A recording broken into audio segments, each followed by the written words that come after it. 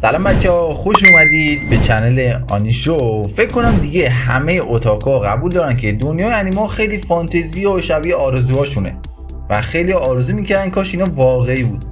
اما بعضی چیزا تو دنیای انیمه است که اصلا تو منطق دنیای ما نمیگنجه و غیر ممکنه که واقعی بشه و بعضی چیزا هم هستن که کلا تو دنیای انیمه باشن بهتره.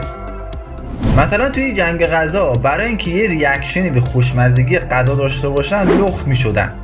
حتی یه خانواده بودن که قدرت ماورا طبیعی داشتن و اگه یه غذایی میخوردن که خیلی خوشمزه بود، علاوه بر لباسای خودشون لباسای بقیه هم در می آوردن.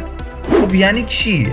الان مثلا خانوادگی نشستن سر یه میز دارن یه غذای خوشمزه میخورن، بعد از اون طرف قدرتای خانوادگیشون دارن سعی میکنن همدیگه رو لخت کنن. فقط یه سوال دارم، فاز نویسندش چی بود؟ مشکل من فقط با این قضیه لخت شدن نیست، مشکل خیلی بزرگتر از این حرف هست. مثلا توی انیمه های شونن یا حتی فیلم ها خیلی بابه که با هر مشتی که به هم دیگه میزنن حتما یه بار خون بالا بیارن.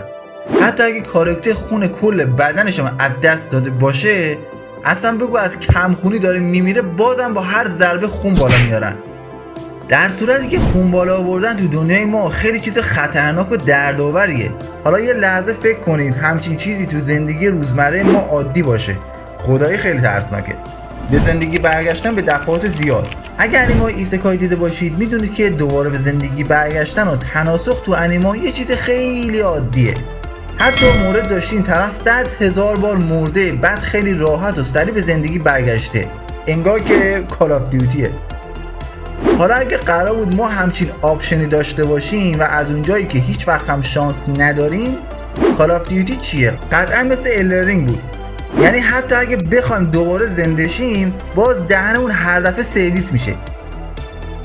تفاوت سایز با سن.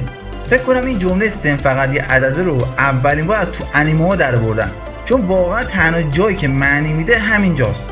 اصلا هر جوری حساب کنی قد و قواره قیافه طرف اصلا به سنی که میگه نمیخوره. مثلا ویلباد همون کشیشه بود توی ویلن ساگا، حداقل بهش میخورد 40 رو رد کنه، ولی کلا 23 سالشه. از جوتارو دیگه براتون نگم، با اون هیکل و سیسش 16 سالشه. اون وقت تجربهش از بابا بزرگ 50 سالش تو انیمه بیشتر بود. آخه بچه 16 ساله رو چه به قمار. ولی این موضوع به اینجا ختم نمیشه. سردسته همه اینا کسی که کل کاراکترها رو میذاره جیب عقبش کسی نیست جز این آقا. الان با خودتون فکر میکنید این چند سالشه؟ 20 یا 30؟ اما ایشون تاکاهاشی کانادایی که با قد 190 کلاس پنجم ابتداییه. آخه چطوری امکان داره 11 سالش باشه؟ خب تا الان کلی انیمه دیدیم که توشون هیچ اثری از پدر و مادرها نیست، انگار که واقعا از زیر بوته به عمل اومدن. یه مش بچه بی سرپرست بدبخت بیچاره آواره تو کوچه خیابونای ژاپنن که میزنن تو سر کله هم دیگه. نه پدری، نه مادری، نه بزرگتری، نه پلیسی، هیچی. بخوام براتون مثال بزنم، انیمه وین بریکر و از اون بدتر توکیو رونجرز که تا 100 فرسخیشون یه آدم بزرگسال تو انیمه نمیبینید. کلا انگار بچه‌هاشون بی سرپرست بزرگ شدن. کسایی که انیمه رو دنبال میکنن ژاپنی‌ها رو یه مش آدم چشم رنگی میدونن. تو انیمه این خیلی چیز معمولیه، ولی حقیقت اینه که همچین چیزی تو دنیای واقعی اصلا وجود نداره.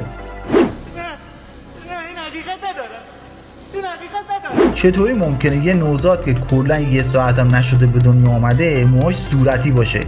چیزی که همیشه به خاطرش موقع دیدن انیمه تفاوت یه دنیای خیالی با واقعیت رو حس کردم شورای دانش آموزی مدرسه ها بود. مثلا توی انیمه کاکگوری هر جور امکاناتی که فکر کنید داشتن، از یه اتاق خفن مخصوص جلسه که خود مدیرم اونو نداشت گرفته تا همه امور مالی که زیر دست اونا بود. یا اینکه توی انیمه کاگویا عشق جنگه من یک بارم ندیدم اینا واقعا بشینن کار کنن. همیشه داشتن یا بازی میکردن یا خوراکی میخوردن. اصلا نمیدونم چطوری انقدر بودجه داشتن. شورای دانش آموزی مدرسه عادی بودجه شهرداری ما بیشتر بود. همیشه سر این موضوع دلم میخواست یه بار برم تو شورای دانش آموزی که ببینم واقعا این واقعیت داره یا نه، که حقیقتا پشیمون شدم و مثل چی از ما کار کشیدن. یکی از چیزهایی که نمیشه تو دنیای ما وجود داشته باشه اینه که همه کاراکترها تو دنیای انیما مال هر جایی از کره زمین باشن زبون همو میفهمن و همشون هم ژاپنی حرف میزنن. قبول دارم قابلیت خیلی به درد بخوریه، مخصوصا تو انیمه‌های ماجراجویی مثل جوجو یا وان پیس. ولی تو خود ژاپن که کلا نیم وجبه گویش‌های مختلف خیلی زیادی وجود داره که حالا معروف ترینشون مال توکیو با کیوتوه. بعد این همه آدم از جای مختلف دارن یه جور حرف میزنن.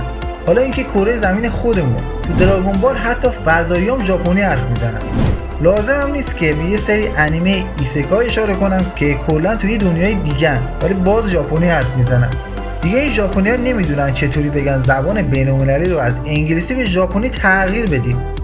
خب بچه‌ها ممنون که این ویدیو رو تا آخر دیدید. اگه از این سبک ویدیوها خوشتون میاد حتما لایک و ساب کنید و حتما توی کامنت‌ها بهمون بگید. تا ویدیو بعدی خداحافظ.